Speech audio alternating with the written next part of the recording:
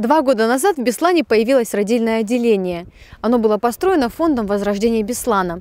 Финансовую поддержку при строительстве оказали жители Казахстана, Италии, Сочи. С тех пор здесь появилось на свет около 1000 малышей.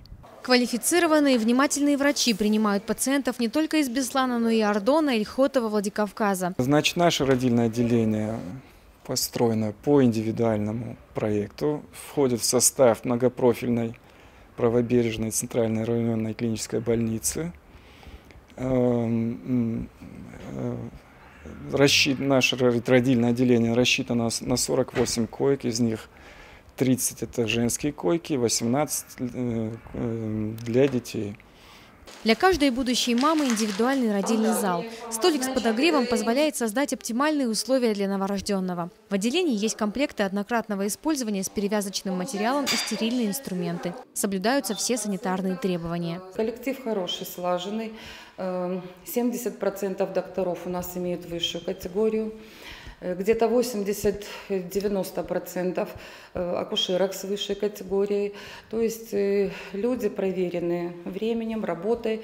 Большинство за плечами хороший стаж работы.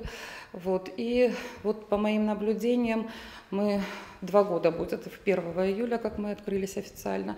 И, значит, по моим наблюдениям уже пошла 2-я волна беременных. В родильном зале в обязательном порядке присутствует анестезиолог, врач-педиатр и акушер-гинеколог. Аппарат КТГ фиксирует работу матки, а также отражает колебания сердечного ритма плода. Как только малыш появился на свет и издал свой первый крик, педиатр немедленно оценивает состояние ребенка.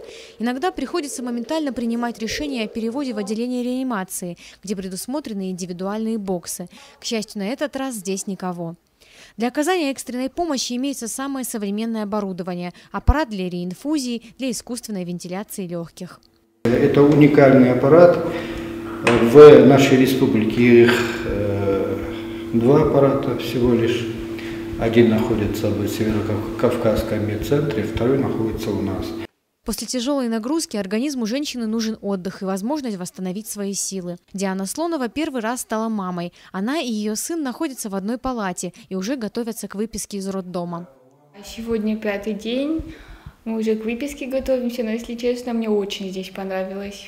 Как-то я в первый день приехала, очень переживала, так как первый раз, и долго думали, куда поехать.